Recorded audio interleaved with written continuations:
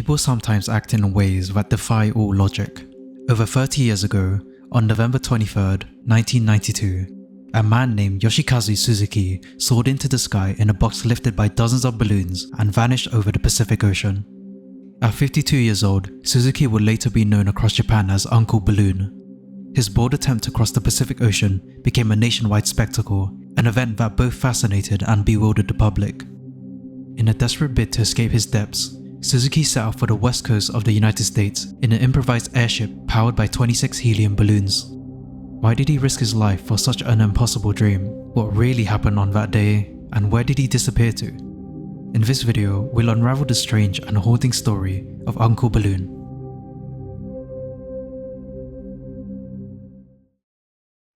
First, let's look at the man behind the incident, Yoshikazu Suzuki, and the path that led him there. Born in Tokyo in 1940 to a piano teacher, Suzuki grew up surrounded by music, as his family were piano tuners. After graduating from Kunitachi College of Music, he began his career as a piano instructor under contract at Goyama. For over 20 years, he worked earnestly as a craftsman devoted to music, but at the age of 44, Suzuki reached a major turning point. In 1984, amid the optimism of Japan's pre-bubble economy, he founded a company focused on music education and sales. His first product was a line of -1 tapes, recordings with the piano part removed, allowing learners to play along with orchestral backing tracks at home.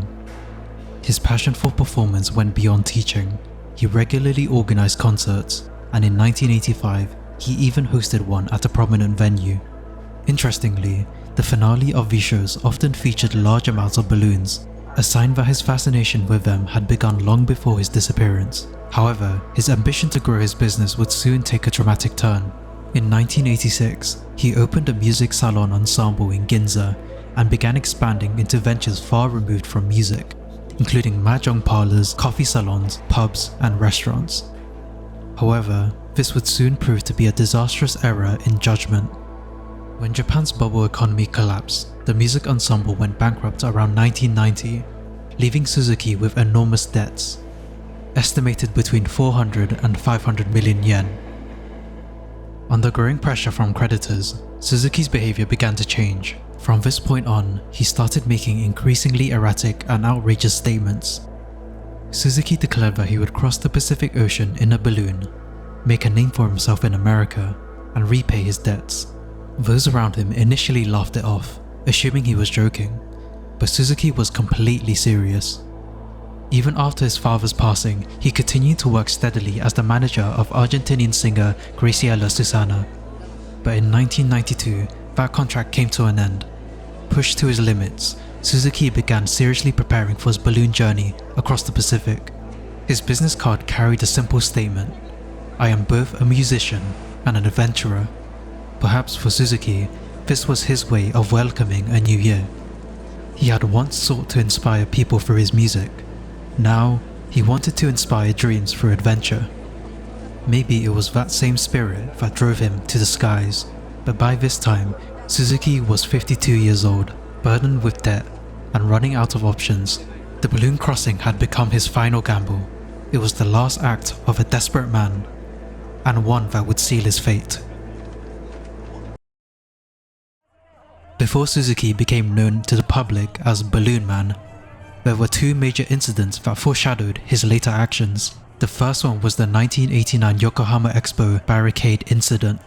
Held during the height of Japan's bubble economy, the Yokohama Expo became a national topic of interest, featuring Burua-chan, a mascot designed by Osamu Tezuka.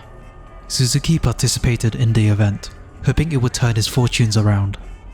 He invested around 30 million yen in royalties and interior design costs, opening a souvenir shop at the venue. But things quickly began to unravel. The Expo Association had promised daily attendance of around 100,000 visitors. In reality, only 30,000 to 40,000 people came each day. Suzuki's projected sales of 1 million yen dropped to nearly a third of that, and on some days barely reached 100,000 yen. To make matters worse, his shop was poorly located, and the nearest parking area was reserved for group tour buses, making it difficult to attract casual visitors. When the group traffic decreased during the summer holidays, sales plummeted even further. Then, in the early morning hours of July 30th, 1989, Suzuki reached a breaking point. At around 4 AM, he donned a Burua costume and barricaded himself inside a 30-meter tall steel colonnade within the expo grounds. He had planned to hang a banner demanding that the group bus parking area be cleared to help struggling vendors like himself, but strong winds blew the banner away, and by 10 AM, expo officials had called emergency services. Firefighters from the Yokohama City Fire Department had arrived and tried to persuade Suzuki to calm down, but he refused, remaining inside the costume for several hours, seemingly unwilling to let go of the protest. After nearly 2 hours, Suzuki finally came down, around 11:45 AM. The next day, newspapers across Japan reported the incident, bringing Suzuki Yoshikazu to national attention for the first time. Following the episode, Suzuki negotiated with the Expo Association and gained permission to perform what he called his airwalks, stunts involving helium balloons, as a unique way to draw visitors. These performances became a popular attraction, bringing in roughly 2,500 people. Yet despite the attention and crowds, the stunt did little to address the underlying issues in Suzuki's business. The fundamental problems in management remained unsolved. Then, on April 17, 1992, another incident unfolded.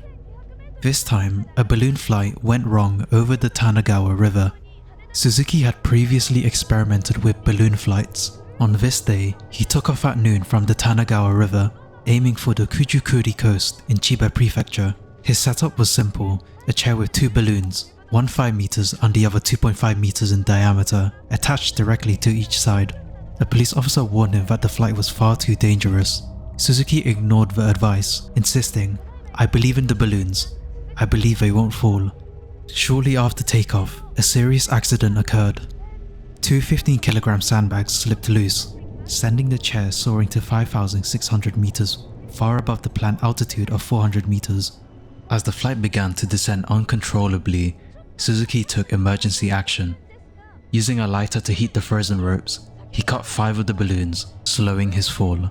The chair eventually crashed onto a roof of a house in Omori, about 24 kilometers from the starting point, around 1:40 PM.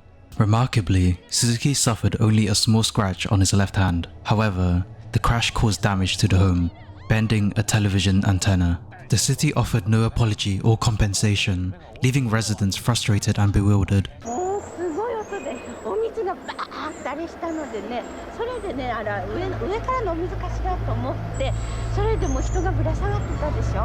The incident, later dubbed the Fuji incident, was broadcast nationwide on Fuji's television news program, showing police officers shouting at Suzuki while he floated into the air. The footage alone was enough to shock viewers.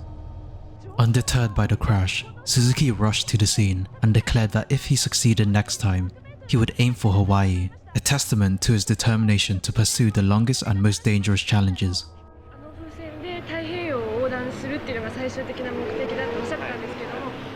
これからちょっと考えますけど、でも今日5600メートルのところにいた時に、これはできるなと思いました。 These two incidents cemented Yoshikazu Suzuki's reputation in the media as the man of unconventional behavior. At the same time, his fascination with balloons and interest in flight technology began to take shape. What started as a simple experiment or lecture gradually grew into a real ambition.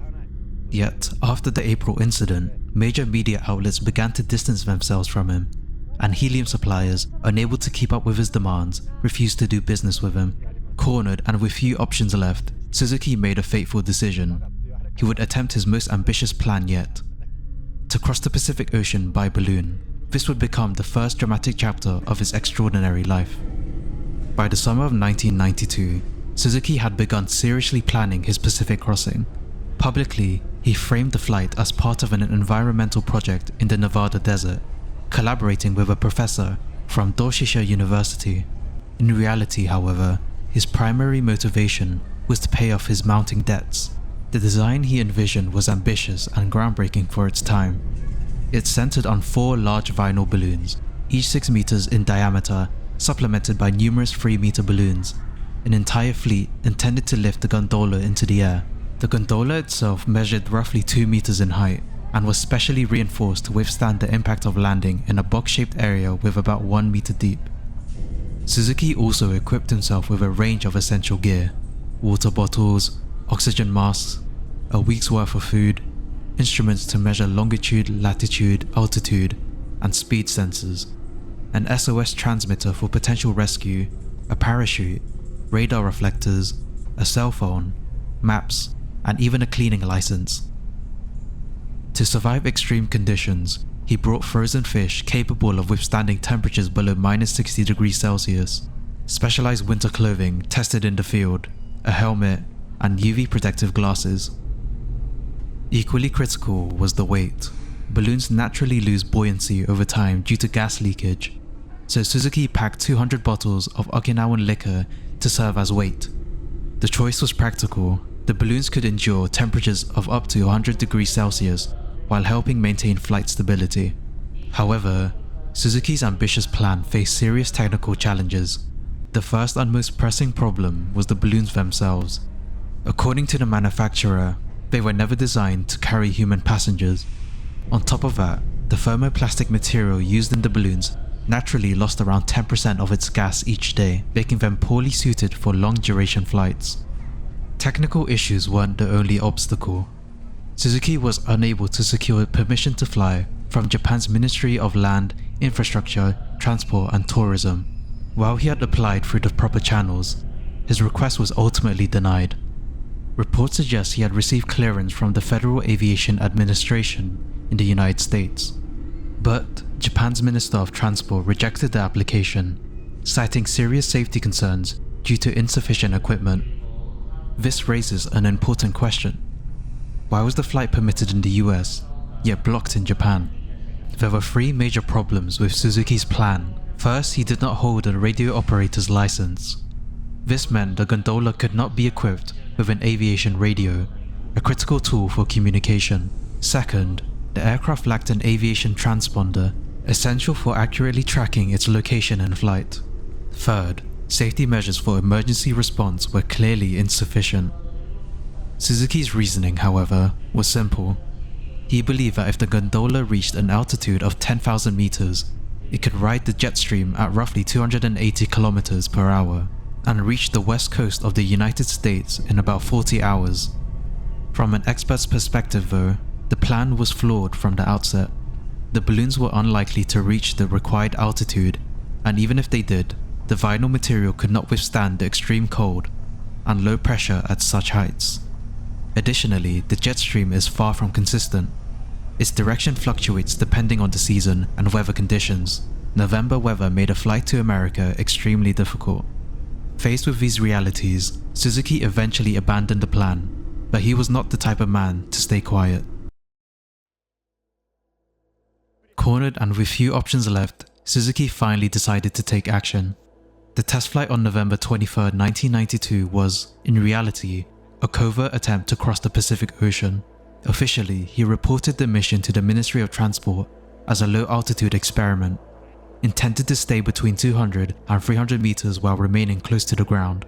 In secret, however, Suzuki had resolved to carry out a full-scale trans-Pacific flight. Suzuki raised money for his adventure under Fantasy, but the amount donated is unknown. He incurred a large amount of debt from the production of the gondola, and one of his supporters reportedly took over 13 million yen. In another interview, a male management consultant who supported the project said he had paid 15 million yen up to 7.5 million yen as of 1993. Suzuki invited news outlets to witness Fantasy in a test flight. Due to his many previous failed attempts, only Fuji TV attended. The balloon aircraft climbed to 120 meters before descending. Then at 4:20 PM, Suzuki boarded Fantasy and took off.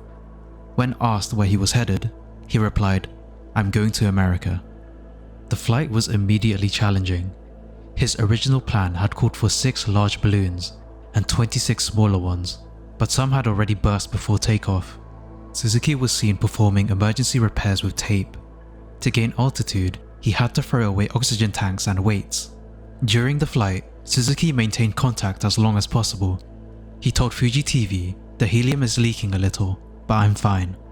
At 10 PM, he called his family and continued to update them hourly. The balloons looked odd. He wasn't flying high enough. He was over the sea, and he even smoked. Later, he told his family Fuji TV was no longer taking his calls. The last call from Suzuki came at 6 AM, when he called to say the morning sun was beautiful and not to worry. Shortly after, his phone lost coverage, and there was no further contact. On the night of November 24th, an SOS signal was sent. The Japanese Coast Guard located Suzuki off the coast of Miyagi. He waved at them, turned off the SOS signal, and discarded items from the gondola to lighten the load. Observing his behavior, the Coast Guard concluded he was not in distress and ended the rescue operation. By then, only 2 of the 4 main balloons remained. Suzuki was last seen traveling northeast at 70 km per hour at an altitude of 2,500 meters. On December 12th, the Japanese Coast Guard issued alerts to the United States, Canada, and Japan, asking all authorities to keep a lookout for Suzuki. Experts quickly assessed the situation as grim. Meteorologist Manabu Ikeda told Asahi Shimbun that survival was unlikely. The balloons lost roughly 10% of their helium daily, meaning Suzuki would inevitably descend into the ocean. The company that manufactured Fantasy's balloons stated the balloons were not intended for manned flight and could not guarantee their function at high altitudes. An oceanographer from Tokyo's University of Marine Science and Technology theorized that if Suzuki landed off Miyagi, ocean currents could carry him towards Alaska. If near the Aleutian Islands, the Oyashio Current might return him to Japan. Under Japanese civil law, a person missing for 7 years is declared dead. Though Suzuki disappeared in 1992, he was officially declared deceased in 1999, as his body has never been found. Suzuki's wife, left behind after his disappearance, faced the immense burden of his debts. She was co-owner of a company, and their house alone was valued at 100 million yen, much of it mortgaged. As of 2006, she was still paying off the remaining debt. After Suzuki took off, she occasionally received silent phone calls early in the morning. For a time, she held on to hope that these calls might be from Suzuki himself, still alive. However, the calls stopped after about 3 years. In 1999, in an interview, Suzuki's family revealed that they renewed requests for searches every 2 years. Although he remained legally alive on the family register at the time, they were considering formally declaring him missing. More than 7 years after his disappearance, in 2000, his wife submitted an official request to report him as missing. The declaration was published in the official gazette in 2001, and Suzuki was officially declared missing on February 1st of that year. Over the years, rumors circulated that his body has been found, but Suzuki's whereabouts remain unknown. His wife eventually remarried in 2016 and passed away the following year in 2017. There are many theories in Japan about what might have happened to Suzuki. One suggests that a friend was waiting for him in a boat and upon his arrival helped him escape, possibly to Japan or even to the US, where he could have lived the rest of his life in secrecy. Such ideas are not entirely uncommon. In Japan, there have been numerous cases of people disappearing and starting new lives to escape debts or personal difficulties. Suzuki's fate, however, remains one of the most enduring mysteries.